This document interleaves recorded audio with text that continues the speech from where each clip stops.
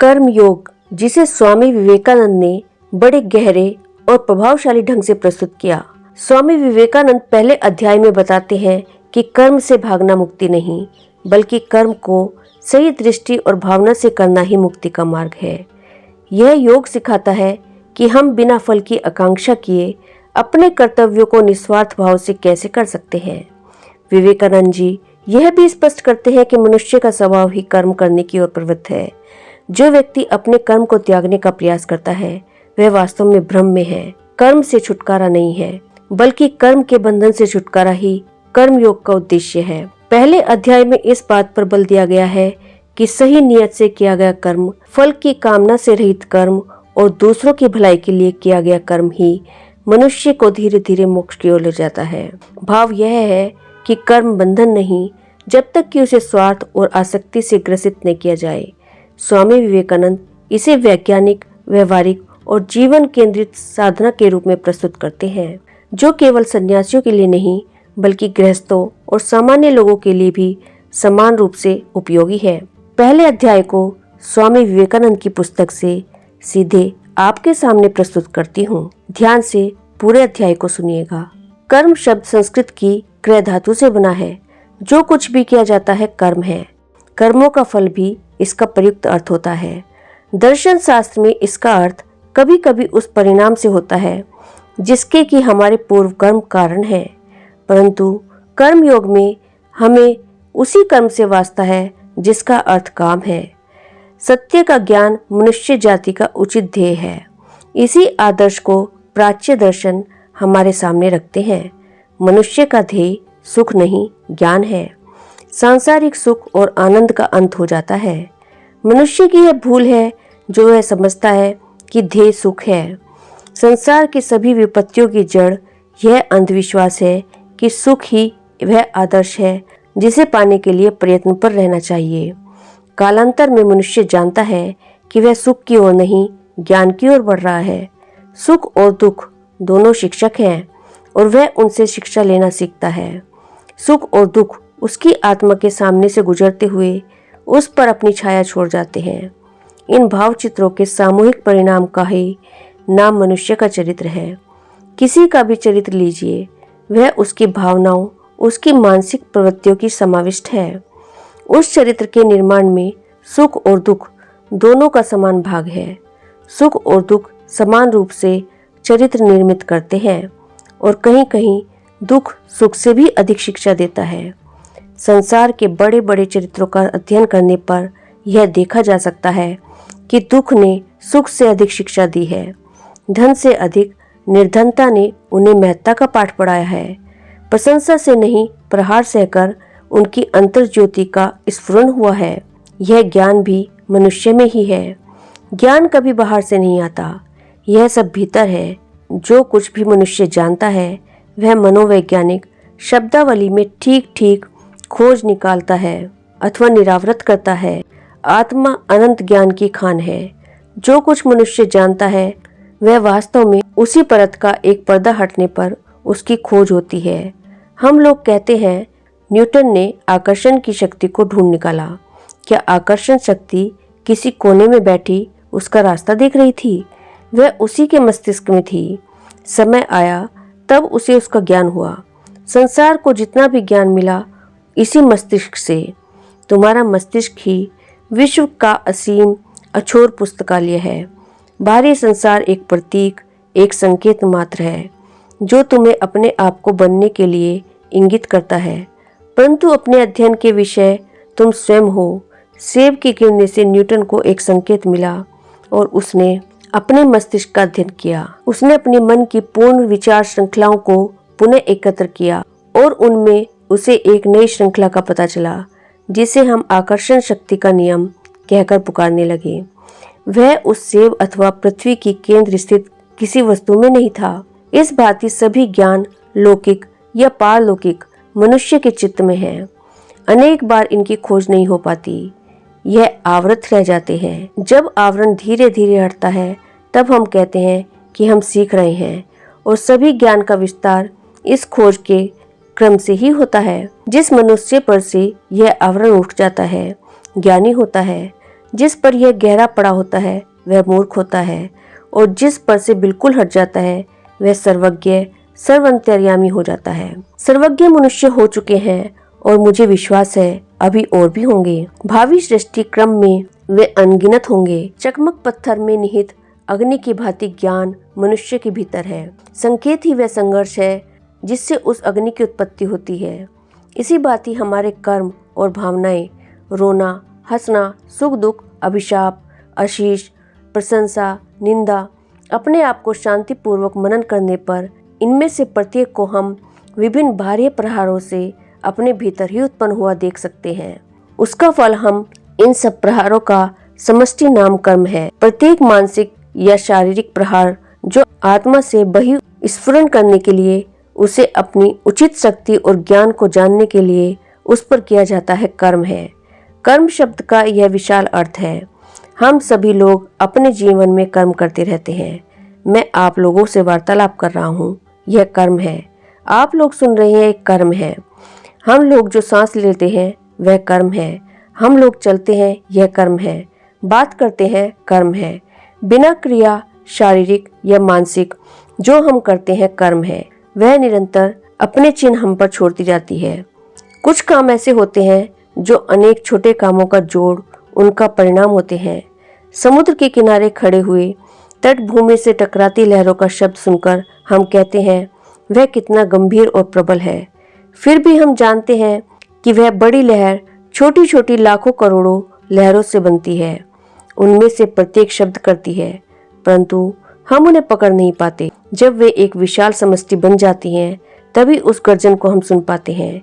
इसी तरह हृदय का प्रत्येक स्पंदन कर्म के सामूहिक रूप का एक अंश है। किन्हीं कर्मों की हमें अनुभूति होती है और हम उन्हें पहचान जाते हैं। साथ ही वे अनेक छोटे कर्मों का समुदाय है।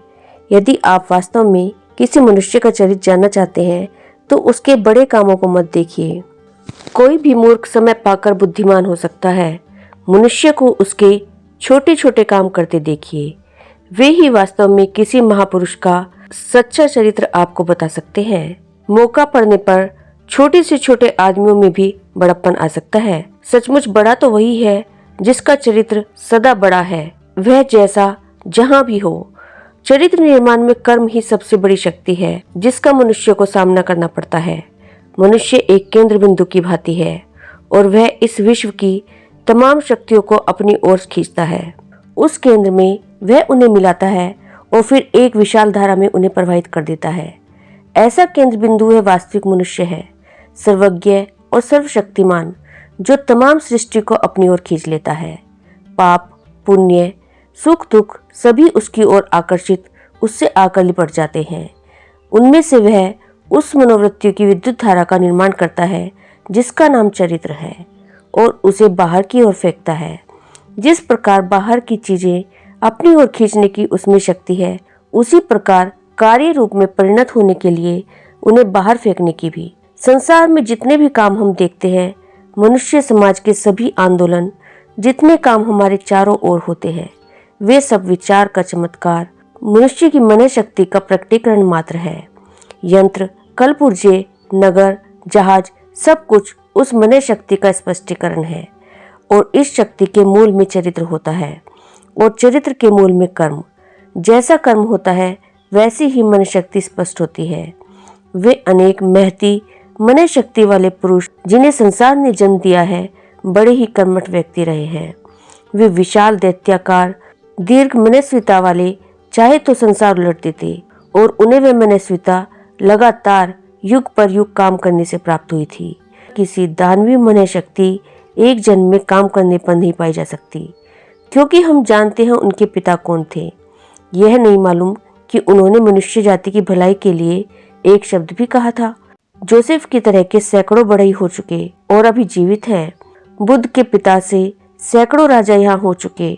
यदि केवल पैतृक आदान प्रदान की बात है तो क्या कारण है कि एक छोटे से राजा ने, जिसकी आज्ञा शायद उसके कर्मचारी ही न मानते थे, उस पुत्र को जन्म दिया जिसका आधी दुनिया नाम जपती है।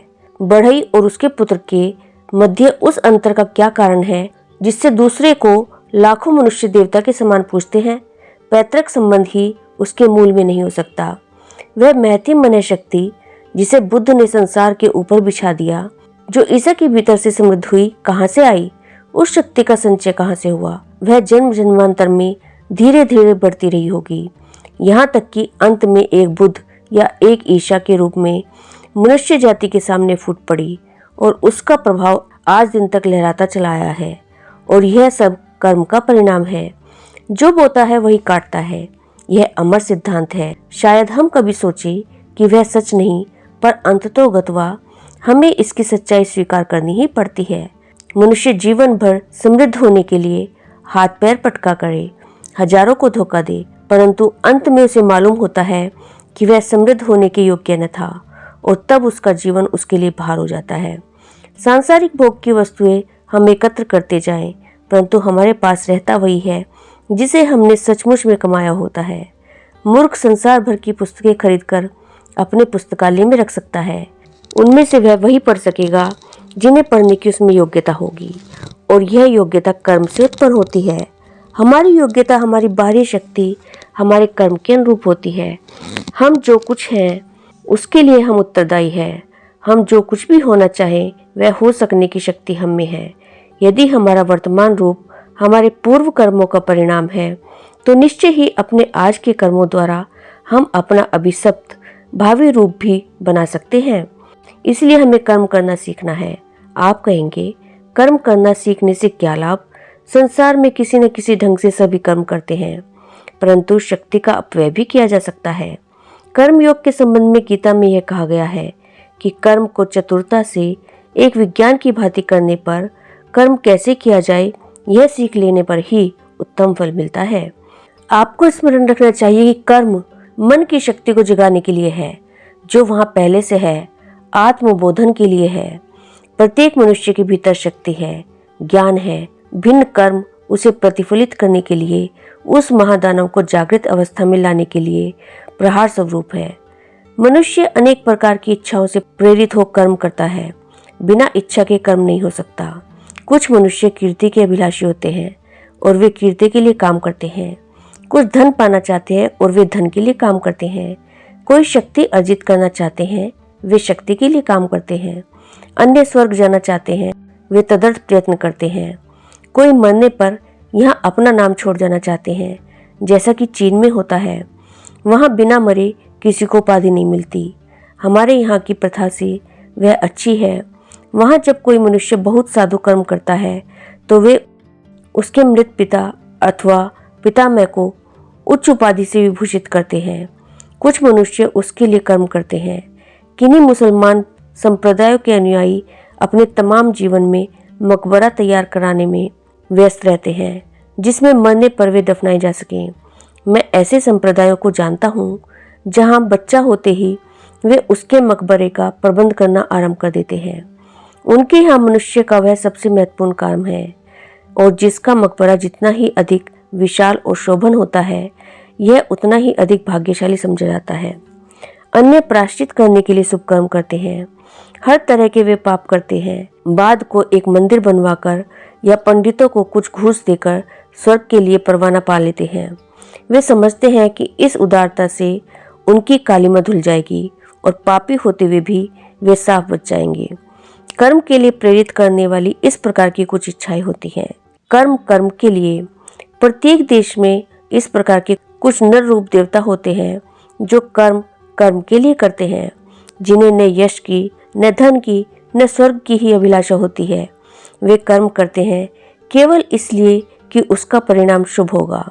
अन्य जो गरीबों की भलाई और मनुष्य जाति का हित करते हैं और भी उच्च विचार वाले होते हैं। अच्छे कर्म करना अच्छा है, और इसलिए जो कुछ भी अच्छा होता है वे उसे प्यार करते हैं। अब उसी इच्छाओं के विषय पर आते हैं। धन और यश की इच्छाओं का शायद ही कभी तुरंत फल मिलता हो। धन और यश प्राय हमें तब प्राप्त होते हैं जब हम वृद्ध हो जाते हैं और जीवन से विदा लेने का समय आ जाता है। यदि जीवन भर मैं नाम के लिए काम करूं, तो अंत में कहीं जाकर मुझे थोड़ा सा नाम मिलेगा। यदि कीर्ति के लिए, तो अंत में थोड़ी सी कीर्ति मिलेगी। इसी भांति किसी भौतिक पदार्थ की यदि आकांक्षा हो, तो अंत में वह मुझे मिल जाती है और वही क्रम रुक जाता है। परंतु यदि मनुष्य बिना किसी स्वार्थ भावना के कार्य करता है, तो उसका क्या होता है? क्या उसे कोई लाभ नहीं होता? हाँ, होता है। उसे सबसे बड़ा लाभ होता है। स्वार्थहीनता से अधिक लाभ होता है। केवल मनुष्य में उसका आचरण करने का धैर्य नहीं, सांसारिक लाभ भी उससे अधिक होता है। प्रेम, सत्य, त्याग अलंकारिक संकेत मात्र नहीं है, वे हमारा सर्वोच्च आदर्श है। शक्ति का महत्तम विकास उन्हीं के द्वारा संभव है। सबसे पहले एक मनुष्य जो 5 दिन अथवा 5 मिनट के लिए भी बिना किसी स्वार्थ के स्वर्ग, नरक, भूत, भावी आदि का विचार किए काम कर सकता है, अपने मन में एक महान आध्यात्म वीर होने की सामर्थ्य रखता है। ऐसा करना कठिन है, पर अपने गूढ़ से गूढ़ अंतर्हृदय में हम उसका मूल्य अथवा उसका कितना सुंदर परिणाम होगा भली भांति जानते हैं। यह महान निरोध शक्ति का सबसे बड़ा परिचय है। स्वेच्छारोध सभी बाहरी कर्मों की अपेक्षा शक्ति का महत्तर प्रमाण है। 4 घोड़ों से जुती गाड़ी पहाड़ी के ढाल पर बिना बाधा के दौड़ती चली आ सकती है, अथवा सारथी घोड़ों को रोक ले। शक्ति का परिचय किससे अधिक मिलता है? उन्हें रोकने से या चले जाने देने से। एक गेंद हवा में उड़ती हुई दूर जाकर गिरती है, दूसरी की गति दीवार से टकराने से रुक जाती है और विद्युत के समान उष्णता का जन्म होता है। इसलिए बाहरी कर्म स्वार्थ भावनाओं का अनुगामी होता है और आगे पीछे उसका लोप हो जाता है। उससे शक्ति लौटकर तुम में नहीं आ सकती, परंतु यदि स्वेच्छा निरोध किया जाए तो शक्ति बढ़ेगी। इस प्रकार के निरोध से वह मन शक्ति उत्पन्न होगी, वह चरित्र बनेगा जिससे एक ईसा ईसा और एक बुद्ध बुद्ध होता है। मूढ़ बुद्धि यह रहस्य नहीं जानते, फिर भी वे मनुष्य जाति पर अपना प्रभुत्व स्थापित करना चाहते हैं। मूर्ख यह नहीं जानता है कि वह भी यदि कर्म करे और प्रतीक्षा करे तो समस्त संसार का स्वामी हो सकता है। कुछ दिन धैर्य रखिए, स्वामित्व के शूद्र विचार का निरोध कीजिए। जब यह विचार पूर्णतः चला जाएगा तब आपकी इच्छा शक्ति से ब्रह्मांड शासित होगा। मनुष्य 4 पैसे के पीछे अंधा बना घूमता है। वह उन शूद्र 4 पैसों के लिए अपने भाई मनुष्य को धोखा देने में तनिक भी आगा पीछा नहीं करता, परंतु यदि वह धैर्य धारण करे तो वह ऐसा चरित्र बना सकता है कि इच्छा करने पर करोड़ों अपने आप बुला सके। परंतु हम सब ऐसे ही मूर्ख हैं। हम में से अधिकांश की कुछ दिनों के आगे दृष्टि नहीं पहुंचती, जैसे कि कुछ पशु 2-4 कदम के आगे नहीं देख सकते। एक छोटा सा व्रत, यही हमारा संसार है। उसकी क्षितिज पार कर देखने का धैर्य हम में नहीं है और हम पापी और अनाचारी हो जाते हैं।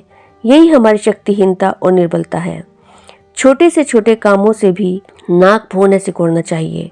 मनुष्य अपने स्वार्थ के लिए, धन और यश के लिए ही काम करे, यदि वह इनसे बेहतर अभिशप्त नहीं जानता। परंतु प्रत्येक मनुष्य को शूद्र इच्छाओं से उठकर उच्च इच्छाओं की ओर जाना होता है और जानना होता है कि ये इच्छाएं क्या हैं। काम करने का हमारा अधिकार है, उसके फल का नहीं। फल कर्मों के परिणाम की चिंता छोड़िए, फल का विचार कौन करे। जब आप किसी मनुष्य की सहायता करें तब इस बात का तनिक भी ध्यान न कीजिए कि आपके प्रति उसके हृदय में कैसे भाव है। फलों की नाप जोख कर उन्हें पहचानने का विचार न कीजिए। जब आप कोई बड़ा अच्छा काम करें तब उसका परिणाम क्या होगा, इसका तनिक भी आगा पीछा न कीजिए। कर्म के इस आदर्श के संबंध में विचार के लिए एक कठिन प्रश्न उठता है। घोर अध्यवसाय आवश्यक है। हमें निरंतर कर्म करते रहना चाहिए। एक क्षण भी बिना कर्म किए हम रह नहीं सकते। तब आदर्श शांति के विषय में क्या कहा जाए। एक और आजीवन घोर परिश्रम का चित्र है। अपने सामाजिक जीवन चक्र में हम द्रुत गति से घूमते हैं और दूसरी ओर शांत निर्लिप्त संन्यास का चित्र है। चारों ओर शांति, कोई दिखावे की वस्तु नहीं, कोई हलचल कोलाहल नहीं, केवल प्रकृति, पशु, फूल और पर्वत, इनमें से कोई भी पूर्ण चित्र नहीं है।